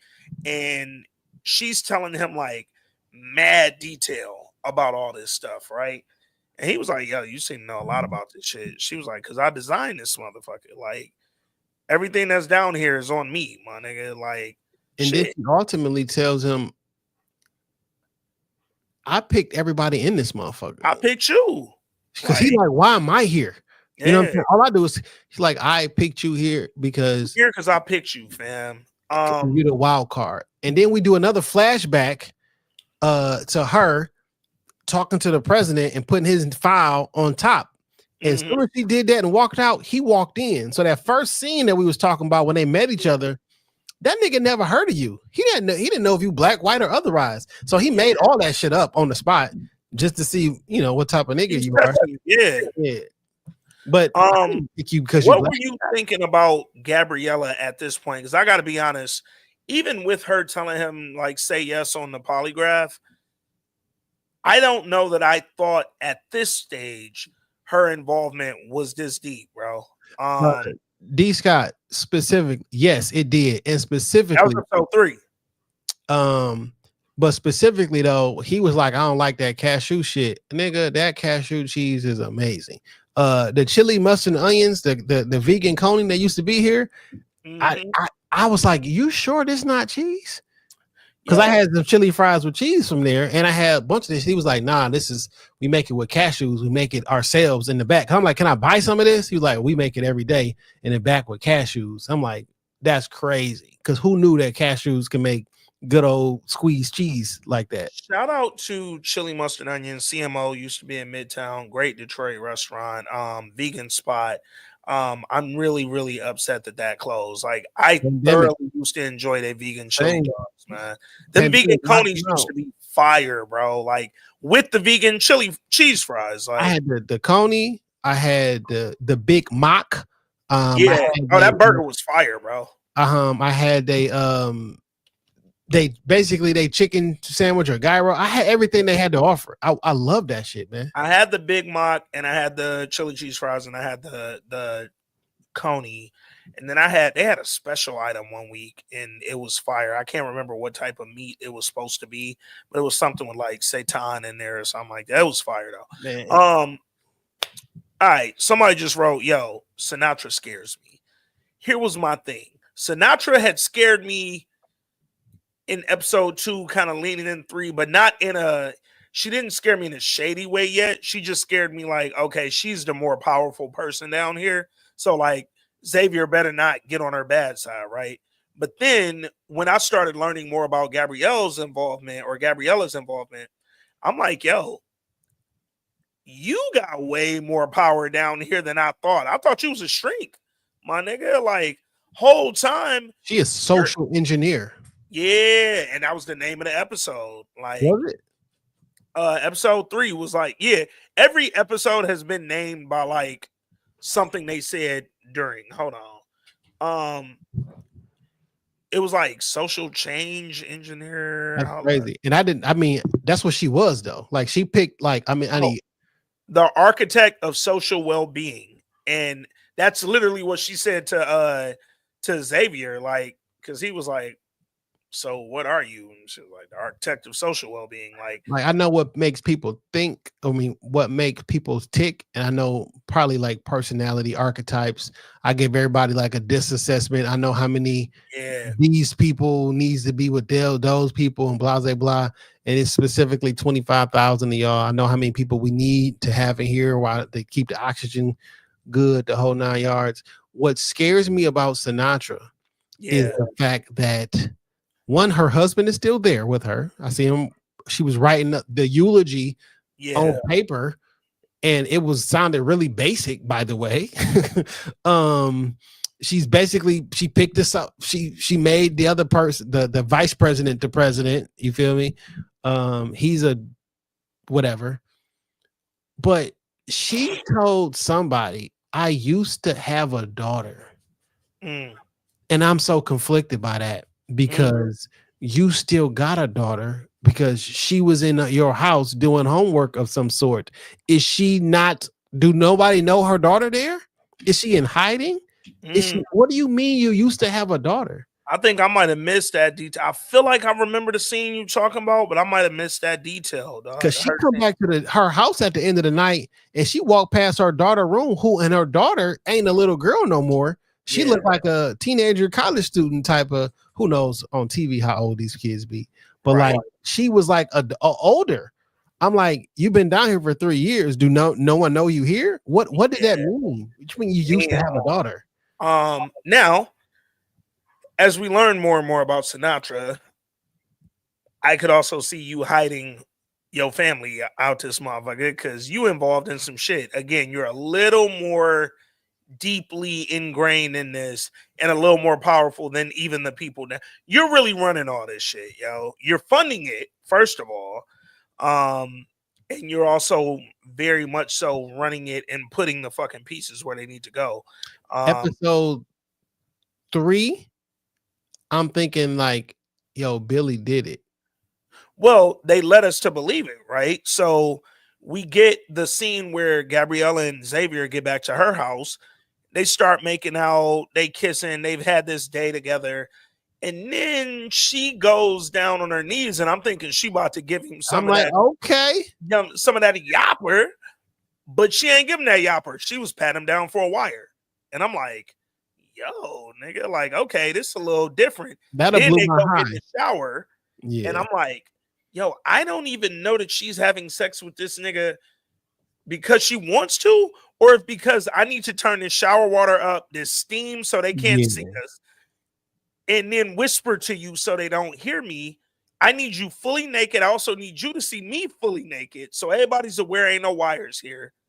And then I need to tell you, hey, Cal told me to tell you, be careful with Billy, nigga. Billy is dangerous. Billy's dangerous. And then they show Billy outside his house staring at his children with the gun on the passenger seat. Come on, fam. The reason this is great writing is because, one, you make me think that Billy on some creepy shit because he got that look in his eyes. I'm like, you Uncle Billy, you taking care of the kids. And yeah, he been so cool. So literally they refer to him as Uncle Billy. He been cool as a fan. And then now we get here and this nigga's looking menacing. Yeah. Staring at Xavier's daughter as she looks out the window. One thing of note here, the VP told Sinatra she can leave, but forgot he was in her office. Yo, the dude that they have as the VP literally knows shit. Like, you can tell he's in over his head, bro. Yeah.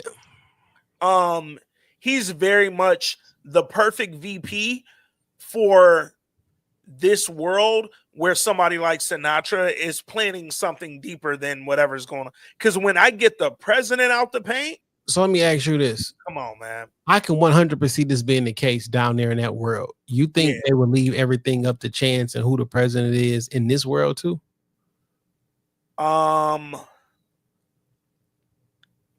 think I think everybody, there is somebody that's pulling the strings behind every president. Oh, I think from specifically the second term, because you remember Cal even mentioned like that second term is a motherfucker. Like he said something to the tune like, I didn't think I was getting that second one, nigga. Like I think from his second term, especially all the way up to this VP being sworn in. This is also his third term now, though, because he decided to be the president again. Well, yeah, down in the world. Because like, nigga, do we keep the same rules down here?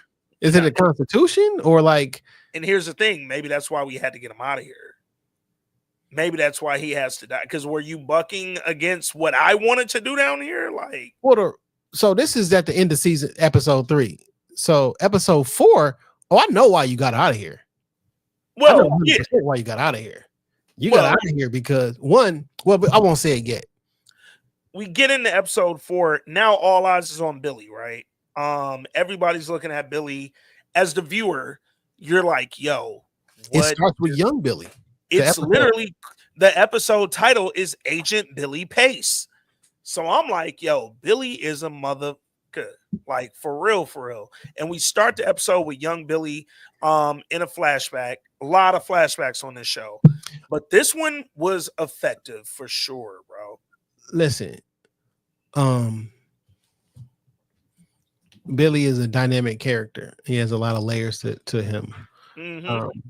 I don't still kind of see this from Billy's character though. Yeah. They made him, he came off too goofy and aloof for me to take you serious as this assassin, untouchable person. Yeah. You don't look like that. I didn't get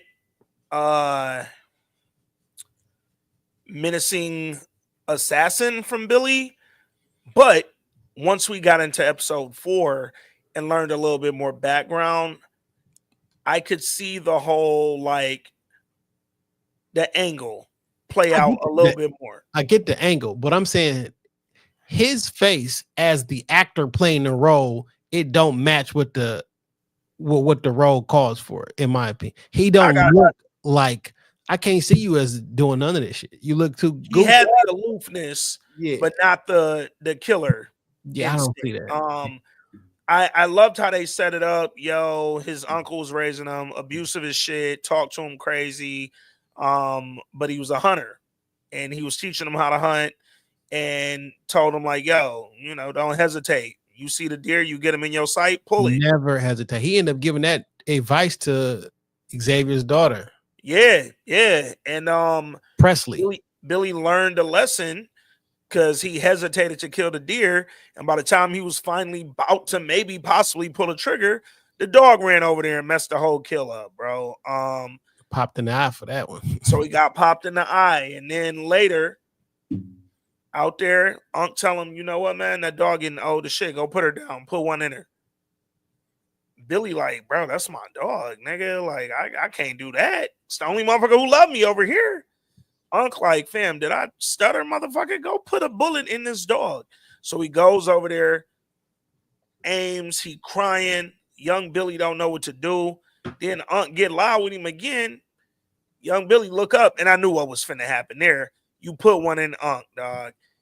And then from that point forward, now you ain't hesitating no more. Because then he go to juvie for killing his uncle. Up in juvie, they tested him. He shouldn't have went to juvie for killing his uncle. I was like, did nobody see the shiner on this man or the abuse? Like, but he go to juvie, he get in there, and they start coming at him crazy. Day 1. Yo, I heard this the nigga that killed his uncle. What's up with you? You about to find out. Immediately popped on dog, nigga, just to let him know ain't none of that. While we up in here, you gonna leave me alone, bro. And then next thing you know, we see him get out and he's 35 years old. And I didn't understand how we got from juvie to real prison. Because that transition was crazy, nigga. He looked too old. He never got out. He just kept doing bad shit. Never got out. Yo, imagine you being so bad, they ain't even pull you out in real prison. They just kept you in juvie till you was 30-something. Like, then he goes 15 over here, bro. They pull the baddest people out to go to some paramilitary thing. A little mercenary situation. Like, yo, how this nigga end up? I know that the Secret Service got a better vetting process than they had, dog. Because how'd you get this job? Well, yes, in normal circumstances, right? Yeah. But when Sinatra needs you to be down there, because I need a mercenary. I didn't know. We ain't know yet. No. I didn't know that you just got down there. I thought you was one of the ones that was up top too.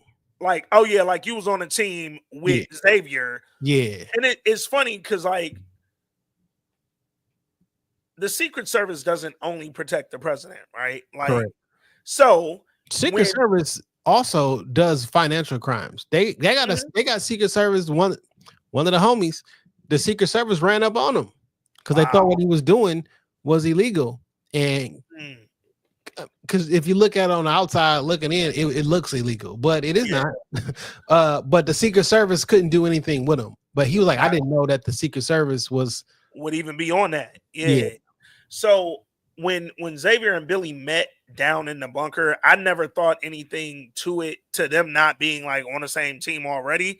Cause I'm like, yo, you could have worked for an old president. You could have worked for whoever, nigga. Like I just never thought anything about them just meeting. But we learned through the episode that Billy Pace became this fucking mercenary killer assassin ass dude who was working for this team of folks that was basically being sent places to infiltrate and kill.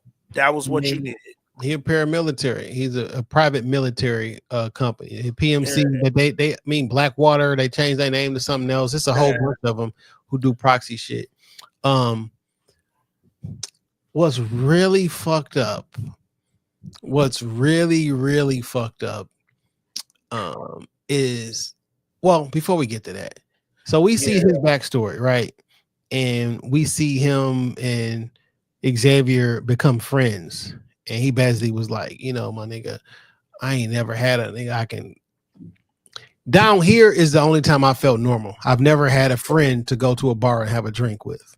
Definitely never had no fucking niece and nephew type figures. You know what I'm saying? So when he went and met the kids, and got on one knee and like, hey, I'm such and such. He's like, this probably feels a bit much. But like, it was funny. You feel me? Yeah. And then it got me thinking like, did this nigga do it? Because he's seeming like he not. And then I started thinking like, yo, we saw him sitting on the toilet when Xavier called him and told him that the president was like, fam, you're not acting over the phone when no one's at your house. Like you seemed genuinely surprised. Yep. So no, I don't think you did that. And I didn't think Xavier did it, but I still didn't, or not Xavier, I'm sorry, Billy. Yeah. But I still didn't know how to feel because I'm like, yo, now that we're getting this background, are you just a really good mercenary assassin killer who's so good at his job that, hey, when I get down here, I'm going to become your best friend, I'm going to become your kid's uncle, and I'm going to play this role so well because my job is to infiltrate and kill. Like, that is what I do. But I was just like, it ain't but 25,000 people down there and it ain't shit popping. I don't have to do much infiltration down here. Here's the thing that I thought was really unique. To your point about it, hey, it's 25,000 people down here. The thing that made the president dying, one, is the president and he got killed. But two, what made it unique, we don't have no weapons down here. We don't have no, like, this is the first crime that's taken place since we've been down here, dog. Like, this world was built with 25,000 of the most specific people that we could put together. Some are rich, some are brilliant, some are fucking. Well, some whatever. Most are brilliant or have some kind of capacity, and the rest are relatives. And like none of them would have wanted to kill the president. Like the scientist lady was down there. Her husband happened to be a bartender. Yeah. So, boom. So we meet them, right? Nice lady making drinks at the bar for Billy and Xavier and the president. And then they like, yo, what are you doing down here? She was like, oh, this is my husband's spot. I'm a scientist. Like, oh, that's what's up. Like, cool. And then next thing you know, we see her when President Cal is like, hey, fam, we think there could maybe still be some life on Earth. Like, we don't know 100%, but we got our 4 best scientists here, and we're going to send them up to go investigate this shit, get some knowledge, and maybe, you know, maybe we can live up there again, dog. Like, we're going to figure this out. And we see her on the podium. Because it's the hope that's killing people down here. Yeah. You don't know what's going on. So he had that conversation everybody away from everything they knew, and then we zipped it up, and now you live down here. The president had that conversation with Billy. He asked him, and Xavier, ultra professional, he was like, nah, man, this shit. It's the not knowing. You know what I'm Yeah. saying? Like if we knew for sure, then everybody can kind of like deal with the trauma and move on. But you just don't know. And for Xavier, this is also triggering, right? Yeah. Like, fam, I don't want to believe that there's life up there, because if I believe that, then I believe my wife might still be alive. Yeah. And now I think about it, I think it's Xavier who said it's the not knowing. Yeah. And it's really dope the way that they filmed this kind of cluster of scenes, right? Because we see her at the bar, then her on the podium with the president. Then we start getting these scenes of Billy in this cold, snowy, blue drop back or blue colored hued background. And we see him aiming at another fucking animal like he's hunting again, right? We don't know. I assume he's aiming at an animal, and I'm thinking. Well, no, at first they did show an animal. Mm-hmm. And then that was just them fucking with us. Because the very first time they showed it, he lined up like a fucking deer or some shit.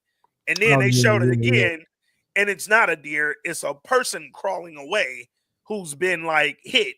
And then we finally see he gets up, walks toward the person as they crawling, and then ups the pistol, and it's the fucking scientist lady. Man, you got to be a cold nigga to kill a motherfucking wife and then go have a drink with him all the time. Man, nigga literally went to his bar and said, yo, man, it's got to be hard, you know, having fun like this. Everybody bringing their families down to the carnival and shit. Ha ha.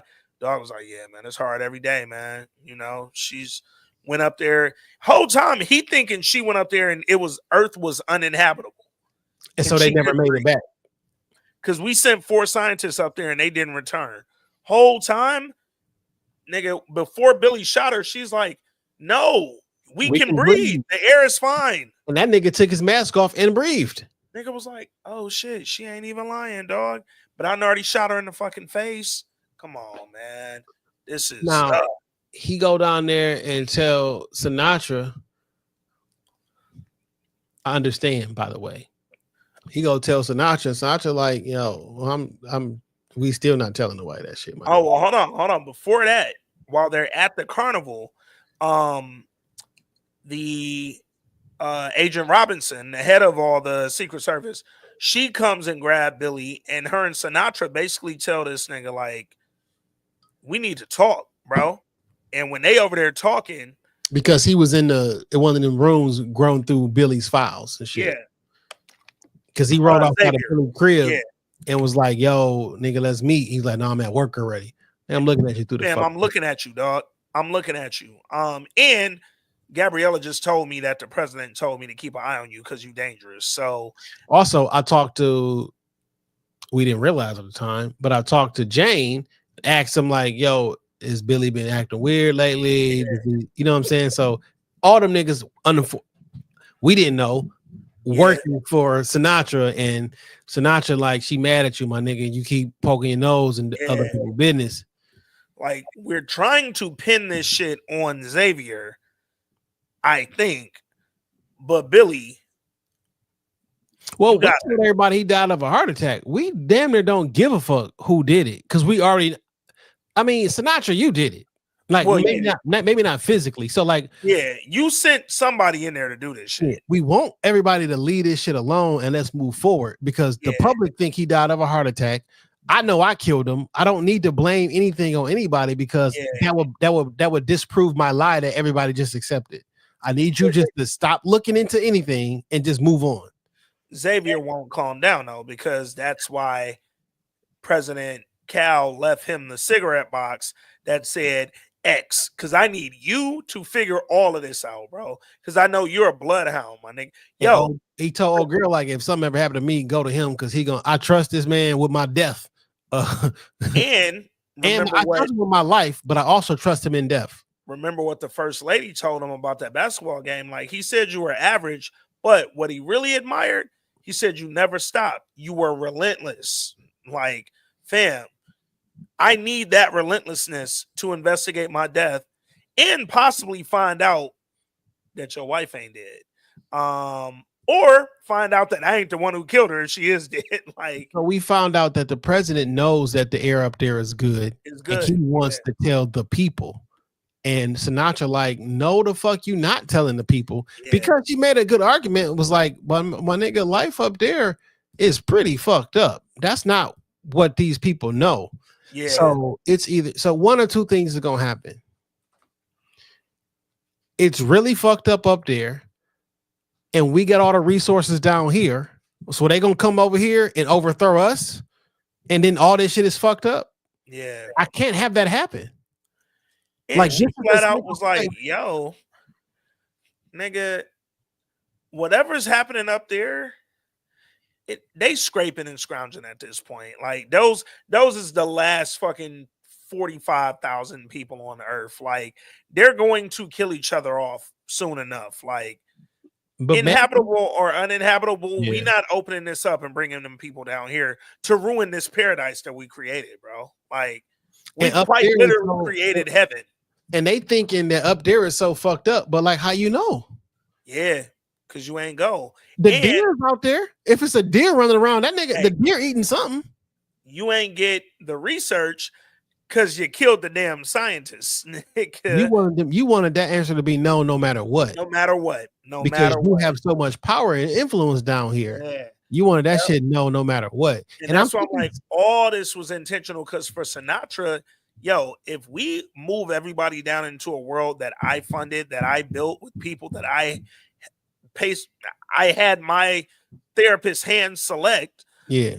yo, I can quite literally take over the world. Yeah. I just have to keep people like Cal, people like Xavier from investigating what really happened and how we really got here, dog. So I need to get certain people out the paint. So Billy, tell your man, chill out. And Billy told him, hey, dog, you need to stop looking into this shit, bro.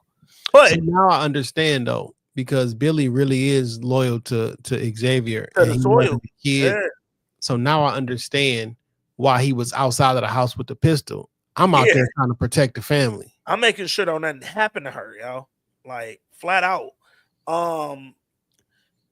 The scene where Billy went to talk to Sinatra was so good, man. Like, she flexed so much on him, dog. And it was one of them scenes where I kind of knew. I was like, yeah, Billy, you probably out of here, dog. I didn't know that it was finna happen in the next 3 minutes, but I thought he was out of here, dog. Also, Billy, you probably should have put hands on her right then and did what you needed to do. That's why you're Scooby doing the plan right now, nigga. Don't tell her like, yo, you know, I will kill the fuck out of. She was like, fam, you think you the only killer I brought down here? Like, word. And like, she didn't say it. You know how sometimes they have a show or a movie where a character says something like that, and it's like, you just saying it to try to intimidate me. You ain't bringing no motherfucking killers down here. I believe Sinatra from the rip, dog. Well, you better bring the biggest motherfucker that you got. She was like, okay. Cool. Somebody sleeping in my bed, messing with my head. Yeah, nigga. Dog, she told that man too, like, yo, all I want you to do is apologize for coming down here talking to me like that. Because you're talking to me crazy. That nigga Billy was like, bitch, I ain't apologizing. Apologize. Damn. She went, sent that little, she sent the fucking kite up to something. D Greatest, what up, bro? She sent something up because that boy Billy got, well, first he went to go check on Xavier and the fam. Like, yo, y'all good? All right, whoo. And then he hit Xavier with the, hey, Sinatra, something ain't right, but I'm going to tell you tomorrow, though. Tonight, I just want to be Uncle Billy. And I said, boy, you finna die in a minute and a half, nigga. My nigga, I done did some shit that I wouldn't be proud of, man. I'm ashamed of, but I'm going to tell you tomorrow. Famous last words, man. Fam, Billy, I already looked at your file. Half of it's redacted. You want to tell me some shit? You got to tell me right now, fam. Like, I don't want to put you through. You can be Uncle Billy, and then when the kids doze off, tell me what's going on, my boy. Like, stay with me, dog. But Billy was like, and I respect Xavier for letting this man, because Xavier, you also been kind of accusational with me. So now that you know I'm good and I really do love you and your kids, you really are a brother to me. But I look at you like a fuck up, though. I look at you like a fuck up because you niggas are playing we Yeah. You're like, well, nigga, it's only 25,000 people down here, and don't nobody got no fucking guns. Like, I'm the only nigga with a gun, probably, right? So, like, ain't nothing happening to this nigga, but you didn't know what you was really dealing with. You ain't know who you was really dealing with. You ain't know who you was really working for. And he did tell her, like, paid you some bread, bro. He did tell Xavier, like, yo, this the evilest motherfucker that they come. I done did some wild shit, and this motherfucker, Sinatra different. Who they didn't explain why we call her Sinatra. Yeah. They alluded to it, like, oh, I thought it was because of hats. She was like, nah. Oh, no. They did explain it on episode 2. What did they say? When Cal was, when they came out the summit, the little thing or whatever, and her and Cal was talking, you remember he asked her about her son. Yeah. She had that little like emotional moment and shit. And then she was like, how's your dad? He was like, oh, you know, da-da-da. Basically was like, hey, my dad still be kind of shitting on me, man, telling me, you know, hey, you know, you think you're Sinatra, but she's Sinatra. Like, she's the leader of the pack. Talking about her. And that's how she got the code name Sinatra. I totally missed that shit. Yeah. Yo, bro, go watch that scene on episode 2. Because when obviously they dialogue was way more eloquent than how I just said it. But boy, when you rewatch it, dog, shit was powerful the way he said it, man. But yeah, basically his daddy was like, you still kind of a fuck up. But she the one, dog. Like, so Billy told him, like, hey, man, I done worked for some of the worst people in the fucking world. Sinatra tops them all, bro. Like, she's terrible, my nigga. Like, really be careful. Xavier's like, I got you, my nigga. Like, we cool. And then Billy go back home to his lady, Jane up in the crib. She disappointed because they didn't have a carnival day. I got to tell you, she was looking a lot better in this scene than she had, you know, little basic, her little ponytail. She was half naked. That always make him look better. Also that. I mean, I won't say half naked, but she was in a revealing. Or shit, yeah, Robert was like, nice, nigga, what you got on? Fuck out of here. He's sitting at the table waiting on him to get home. And when he came in, he was like, yo, I got you a sparkler, though. Like, it's up. We still could do something. As soon as he walked in, I'm like, oh, shit, it's her. Fam, it didn't hit me right away until I started listening to the song that was playing. It was like, fuck. It's like a rose, thorn, or thorn, something about a fucking thorn in a damn rose, dog. I'm blanking on it. Because every episode 1 through 3, the final song was describing perfectly what was going on. So when I started hearing fucking rose and thorn and shit, I was like, oh shit, she about to kill this nigga. Yeah. And then he grabbed a beer. I'm waiting on her to do something.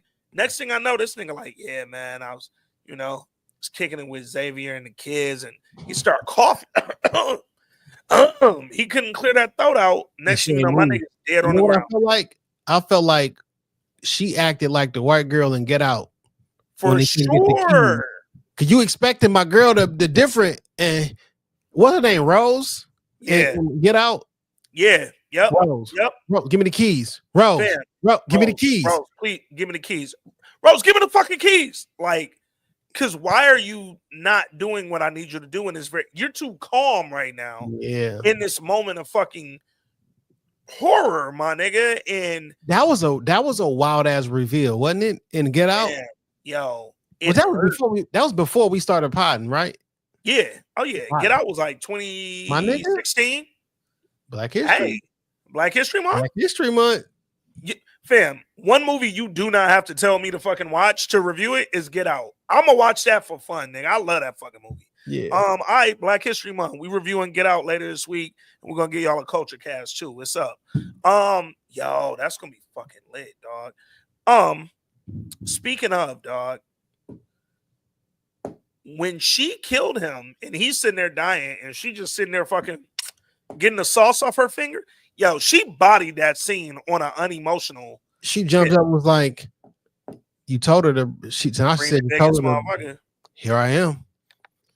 Like, bitch, you conniving, but if you don't want to throw hands with me, I'll beat the fuck out you. I said, this bitch is fucking out of here. Because now what we have to deal with is not only is Xavier Mans dead, the only nigga down there that I feel like we could have trusted, because I still don't 100% trust Gabriella.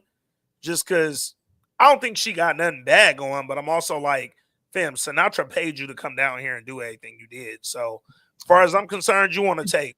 Like, well, she is the person who got her over the grief of her son. So that's why she was, like Sinatra knows she's good at her job and you can do what I need you to do, but I still don't know that I necessarily trust her. No, because anybody down there, Sinatra probably thinks she can get some sort of leverage on and can be able to control you. Except Xavier, because you can control Xavier because of his children.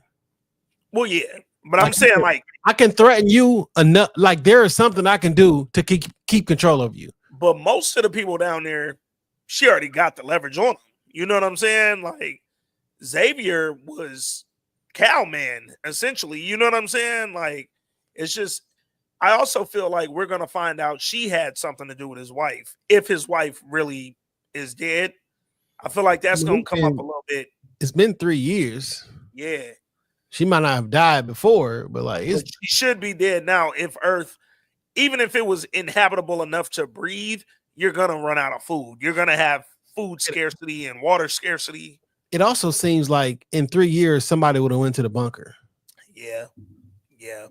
Like it seemed like somebody would have went to the fucking bunker because we knew about it before anything was fucked up.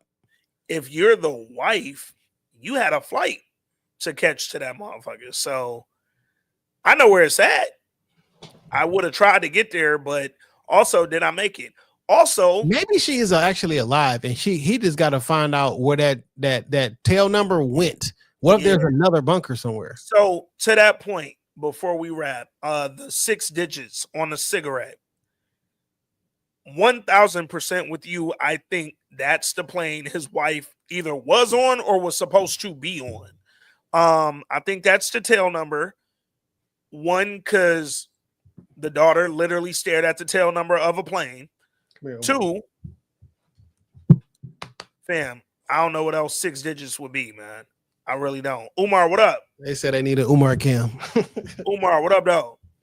But I definitely think it's more to that 6 digits than we've gotten so far. Yeah. Also, I mean, there's a storyline about the daughter and the son of the president. It just wasn't compelling enough for this particular review. We haven't done enough yet. Yeah. Well, when we doing 4 episodes in one, now on each individual level, basics. Cool, but like there's a story about the daughter. Real quick, my favorite side storyline, just on some acting shit, Xavier and his dad, bro. Glenn Thurman, boy. Yo, man. Don't you body no scenes like that, dog? Oh my God. That's just the way he raised me. Like that's another dynamic that we can get into. But for this first one, for episodes 1 through 4, we'll be able to touch base on other stuff that we didn't actually talk about, but we want to get this out before the next episode airs. Sure. And it's already touching 2 hours. So I know YouTube, that's a different beast on YouTube, man. Yeah. But now that we caught up, we done went through episodes 1 through 4. We about to be back in our weekly bag. So these will be a lot more efficient. We can dive into a lot more detail because we're going to be going episodically moving forward, man. So YouTube subscribers, This Week in Culture listeners, keep an eye out. We will be back with the weekly review of Paradise. I will say this. We got 76 people tuned into the live. The majority of you guys are on my Twitter or X. I got the YouTube down there. Check out the youtube.com/This Week in Culture. We're going to be putting all of these. I mean, I don't know how we're going to do the whole YouTube thing, but there is going to be some YouTube content for shows and different things we want to do. But tap in and with the Paradise joints, man. Yeah. And subscribe to the pod if you're not already subscribed to the pod. But we appreciate you. I love you. And also, if you're watching Severance on Apple TV, if you watch Mayor of Kingstown, if you watch The Morning Show, if you watch Silo, if you watch any of these really fucking dope. The Mayor's Kingstown, Landman. What's our shit I just talked about? Oh, shit. Lioness. God damn it. Your Honor was on there. Man. go check out patreon.com/thisweekinculture because we got some fire over there.